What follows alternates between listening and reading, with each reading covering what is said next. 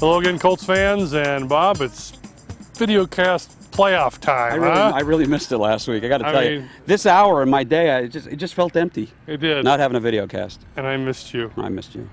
Did you hear that? Did you catch that? He missed me. All right. What jumped out at you in the first round of playoff games, if anything? Jag-Steelers? Yeah, that was the best game, the most competitive game. I think one of the things that's really being overlooked here is Mike Tomlin's silly decision to go for 2 as early as he did, and then, well, you know, they get a penalty. Now you're on the 12-yard line. Yeah. At that point, you've got to take the point. Torch the chart, to right? me, Al Michaels and John Madden completely missed that issue. So I think that's something to talk about. I was really impressed with Eli Manning, far and away his best big game performance in his young NFL career. I did not see the Washington-Seattle game. Yeah. I'm just going to assume that Seattle pretty much controlled it all. I guess they did in the fourth quarter. And what other game am I missing? Tennessee and that. Tennessee. That's right. San Diego team. Yeah, San Diego. We might run into. I was not really impressed with San Diego at all. They're playing an undermanned Tennessee team who, Tennessee really controlled the line of scrimmage in the first half. So San Diego did not show me a whole heck of a lot, which bodes fairly well for your Colts. Your Colts. Well, your Colts. Their Colts. Their Colts.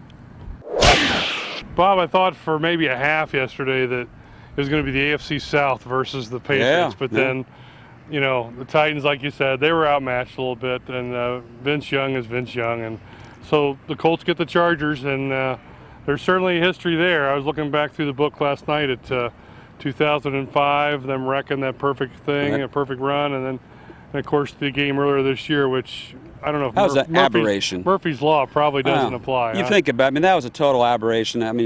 You got Darren Sproles running a kickoff and a punt back in the first quarter, 4 touchdowns, 6 Peyton Manning interceptions, which is usually what Peyton throws in 2 months, 3 months. Yeah. And still, with all of that, there they are with Adam Vinatieri, getting ready to kick a field goal and misses. What was it, 24 yards, 29 yards? It should have been 24 if they didn't try to gimmicky play where UTEC jerks up for the false start. Right, so 29 yards he misses. That tells me that, as long as they don't play a stupid game, as long as they don't turn the ball over more than once, I don't see how San Diego has much of a shot coming in here. They're playing well. They've won 7 in a row, but look at who they've played. They haven't beaten anybody of any merit. And Phillip Rivers, they're going to put the ball in Phillip Rivers' hands, and if I'm a San Diego fan, I'm not feeling real good about that. I thought Phillip, there was a moment there yesterday where he was a little bit cocky. He threw that touchdown pad. Looked like he was barking over the Tennessee sideline and running off. And excited. I thought, son, there's a lot of game left here, and you're only up 10-6. Yeah, that whole team seems very immature and fragile to me. LT seems ticked off. LT always seems angry. You can tell that team has problems with its coaching staff. They pulled it together yesterday because they're a better team. They should have won. They're at home against a beat-up Tennessee team, but I think their little run-ins this Sunday at the Dome. All right, Bob, just some key things. I'm looking over last night for the online package. Let's just throw some stuff at you. Concerns for this game. I think protecting Peyton Manning, number one. Absolutely. They play the 3-4. That's given them problems in the past. Remember, Tony Dungy, after the final regular season game, said they were going to use a lot of the off week, the bye week, to work against the 3-4. So I think that's going to be very important because you don't know where the pressure is going to come from, and historically the 3-4 has given the Colts problems. So keeping Merriman and Phillips and those guys off of Peyton is going to be the key. Number 2, generating a pass rush. Aside from the Baltimore game, I don't think the Colts have had a steady pass rush since Freeney went down at San Diego on November 11th. They haven't. It'll be good getting Brock and Mathis back, but that's not something I would worry about just yet. I'd worry about it if they get to play New England. But Phil Rivers doesn't do much for me. We don't know if Antonio Gates is going to play. If he doesn't play, that leaves you with Chris Chambers, who's 100 years old, and Vincent Jackson, who's who. So I don't think that the lack of a pass rush is going to come back and haunt them in this game. Last year we saw Larry Johnson come in, number 2 rusher, and we were sure the apocalypse was upon the Colts, or at least some people were. This time it's LaDainian Tomlinson, 2-time rushing champ, maybe one of the best backs in the league. The Colts, I thought, did a decent job with him last time, even though he's fast. Yeah. Any reason to think that LT will spring loose this time? Well, he's